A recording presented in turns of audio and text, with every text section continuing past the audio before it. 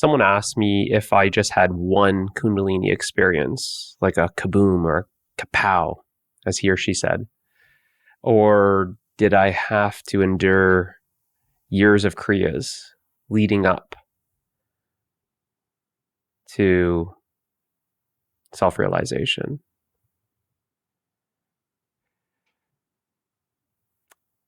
I would say that it was definitely the kaboom or kapow experience. But looking back, I would also say that, yeah, it was years of kriyas leading up to that experience. But at the time, I didn't know that they were kriyas. I only knew of that word after self-realization, after listening to others describe what is known as kriyas.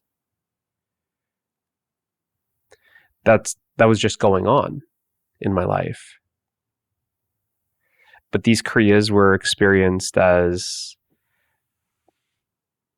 like spontaneous stretching, just like the body just wanted to move. But there was no resistance to this movement. It was a spontaneous movement. It was so natural for me. It was just something that I just felt like was just natural. Like it was just what the body is doing. This is just life. It was kind of like you going up to a cat or a dog and then wanting to say, how's your kriyas? I see you're doing your kriyas there. I see that you're experiencing some kriyas, as the dog is just simply doing downward dog stretch in the morning, or a cat is stretching its spine. You see, it's so natural when we look at animals. You see a horse and just shakes. The whole body just shakes. That's a kriya. The dog stretches, that's a kriya. The cat stretches, that's a kriya. Right? So I was experiencing that throughout my entire life. I just didn't give it the label. I didn't even know of that word. Didn't give it the label, kriya. I didn't see it as anything out of the ordinary. It felt so natural. There's a total surrender to it. There's no resistance to it.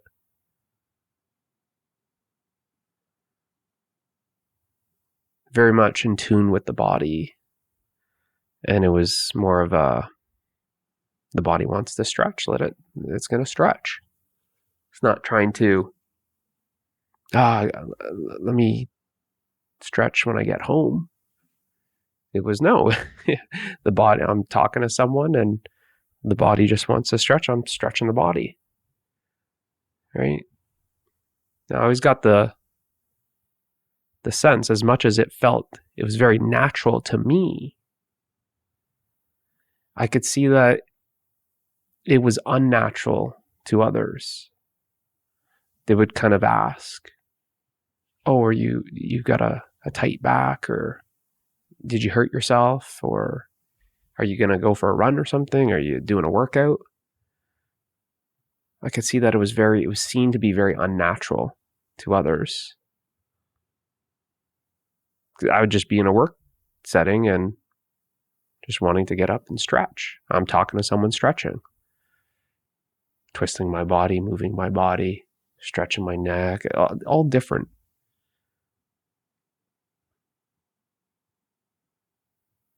And this is why I was never really going to yoga classes. I was never really looking at instructional videos for yoga. The yoga was just the physical yoga was just happening. There's just this intelligence that was doing it. There was nothing that needed to be learned. So I can see that other people kind of, raise some eyebrows. Like, what are you doing? What are you doing? We're in a business meeting here. You're not going to go hit the gym after this, are you? Are you preparing for some sort of run or workout? Like, no. Are you in pain? No. Right? So when people ask, it feels good. It just feels good. I could see what was happening is just it would always feel like there's just this energy that needed to be released. It just felt like there was this stuckness, a blockage, a density, something that was sticking. And it just wanted to then be released. And there was just no resistance to it. In the middle of the meeting or whatever, something that just wanted to be released or something that just needed to be felt. It was not like, let me deal with this later when I get home. It was like right during the meeting. No resistance to it. It was very much this feeling of being in tune with the flow of energy. That there's just this something was flowing and it wanted to flow in this direction or flow in that direction. And it always felt liberating. That this energy wanted to be liberated. The result was always feeling lighter, feeling even more natural, feeling more open, feeling more transparent, feeling more expansive. So, and this overall sense of well-being. So it just continued. Obviously, there was no resistance to that which is giving me a sense of well-being. So it just continued and continued. And because I never gave it some label, I didn't know about this label of Kriya or anything like that. People wouldn't label it. If there was one label, it would probably be, you're weird. You're weird. But it would also give you more of a positive view of it. It would also create this feeling of ease. Now, not just ease with myself, but ease with the other that I was in the meeting with or just talking. At first, it would kind of raise some eyebrows, like, what are you doing? So I'd be talking to them and just started stretching. I'd be just talking to them, I'd pull my leg up or stretch my arms behind my back or do like a lunge or even do a downward dog stretch or lay on the ground, like weird. Just as you could imagine, that might be weird. You're talking to someone in what appears to be a formal setting and they're just doing something like that. In any place. I'm at the bank, I'm stretching, I'm in the mall, I'm stretching, I'm at the grocery store, whatever is happening, right? It's almost like this kind of feeling, like when nature calls, it was so natural. It was just the nature of the body that just wanted to move. And nothing got in between it. Nothing resisted that. So I could feel something going on with this as much as, like I said, is if brought on this sense of well-being, the sense of well-being is also this sense of ease, right? Most people, what are we talking about? Disease or dis-ease. Dis-ease. It's not without, dis meaning without ease. But I'm saying I started experiencing more ease, less tension, no pushing and pulling. Just the body was at ease. The more this was happening, the more at ease. And actually, when there was this releasing happening in the presence of someone, I could see that it was putting them at ease. And what was going on subliminally was I was just simply being so natural, being myself, accepting what was happening in this openness, being open to what was happening and accepting what was happening and being at ease, that I could see that subliminally it was saying to the other, it's okay, just be yourself. Just be yourself. it was because I gave myself full permission to simply be myself and be natural. It's like, read between the lines. I'm giving you permission to be yourself because I'm not judging what's happening here. I'm not resisting myself. I'm not resisting you. It's like they could feel that there was just no resistance. And I could feel like they started loosening up too. There's this feeling of that they were opening up. They were loosening up. Now, how do I know this? Something that was just sensed in the air, you could say. But also, it became more obvious when they started asking questions, and wait for it, wanting to join in. They would start asking questions, and in some situations, I'm not saying all, they would feel like it was an invitation for them to start stretching and them to start releasing. So much that actually, with one of my businesses, it was a gym business, though it was like a fitness kind of business, we never really had formal meetings. The meetings were actually always when we were stretching. And they could see it at first. There was some formal meetings in an office. And then it was kind of like, let's ditch the office. Let's go out there on the turf or like in the gym area. And let's just have the meeting out there, stretching and stuff.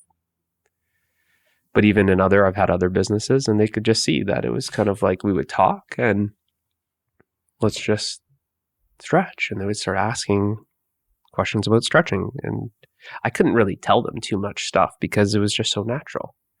It's like asking if you ask your dog, right? Like, where are you putting your paws when you're doing the downward dog? And at what degree are you stretching your dog wouldn't answer that. They'd be looking at you like, what are you talking about? It's just the flow of energy. It's just happening. It would just be this feeling where it's most likely like just watch and just do it at the same time. And it's more of a feeling. You'll feel what's right. And whatever you're feeling, whatever that stretch was, it was just kind of like whatever you could handle at the time, you could say. But you're getting more and more in touch with your body. You're getting more and more in touch with that intuition, that intelligence, that it's just, you let it happen. It's more of trusting. You're letting go of the map. That's why I said it's like letting go. I never went to classes to learn about this, and I wasn't watching some yoga instructor and then doing a pose and then watching and then doing another one and then watching. It's like letting go of the map and totally trusting the body and letting the body just simply navigate itself. But yeah, it was actually, it was nice in some of those situations where they would start asking questions, this curiosity, right? They start opening up to this idea. Oh, okay. You're doing it like that, and you're doing like this. And it was always like these simple questions, but why, right? They want to know, but why? Does it feel good? It feels natural. And then because it was their actual experience, they would try it, they would notice, yeah, that feels so natural. That felt good. It felt good to just get up out of the chair. They're used to sitting in a chair, having these formal meetings and meeting, getting up just for lunch. That it was kind of like, oh, well, he seems to be getting up every like 10 minutes. Every 15, 20 minutes he's getting up or switching positions in the chair or whatever it is. It was like this permission to move. It always was perceived as, it's like uncaged. It always has this feeling of being more wild. Whereas it's like one dog, I hate to use this reference, one dog would was domestic and the other one is wild. And it's like the domestic dog is looking at the wild dog do these movements, and there's something that's registering. There's a recognition that's happening that's kind of like, I used to be like that. I used to be wild, but I forgot what that feels like. And the wild dog then looks at the domesticated dog, and the domesticated dog says, "Why are you doing that?" And the wild dog replies back, "Because it feels good, because it feels natural. This is just what is happening. This is what this body just wants to do."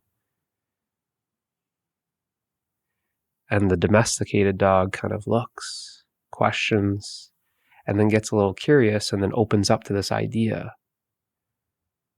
of moving the way that the wild dog is moving. And the domesticated dog starts watching the behavior of the wild dog through osmosis, through just being around. That the domesticated dog, by just being in the proximity of the wild dog, starts being exposed to this wildness and starts seeing their own reflection. They start seeing there's some sort of recognition that they're recognizing themselves in the wild dog. And it's this feeling of, I used to be like that, but something happened. I was conditioned. I was domesticated. I was limited. I used to be that free. I used to be that natural. I used to be that wild. And that wild dog is simply just providing an invitation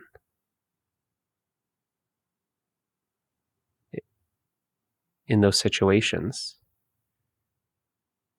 to feel what it's like to be free. Feel what it's like to be natural. Feel what it's like to be yourself again.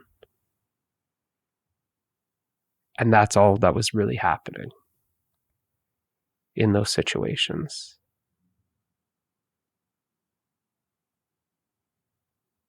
That they were just tasting their true nature. They're feeling how natural it is to be yourself. They're feeling how effortless it is to simply be.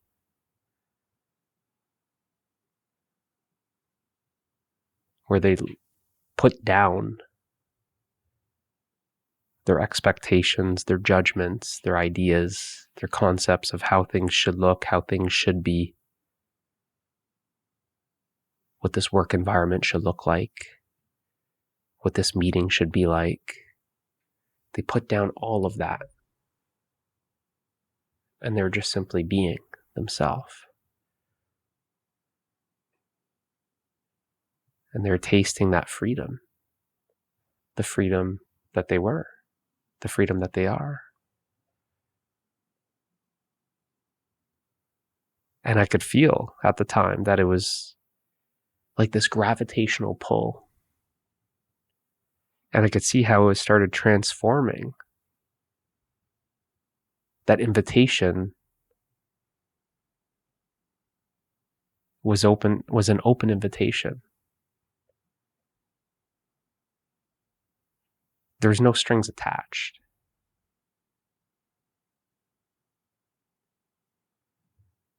There's no promises. There's no conditions. And I could see how there was just more and more of this transformation that some of the people that I was working with, some of the people that I was interacting with on a more frequent basis, that they just started doing the same thing. And they started reporting the same type of experience that I was experiencing, that it just feels good. This natural lightness, this sense of well-being, this ease, this freedom.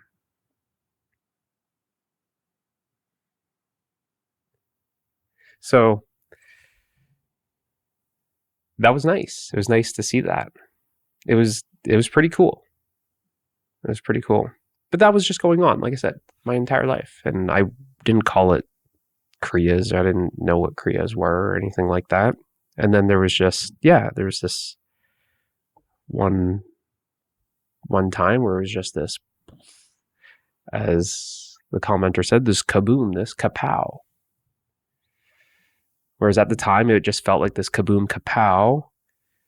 And then it was looking back at, in retrospect, to say, okay, there was probably this was going on prior to it.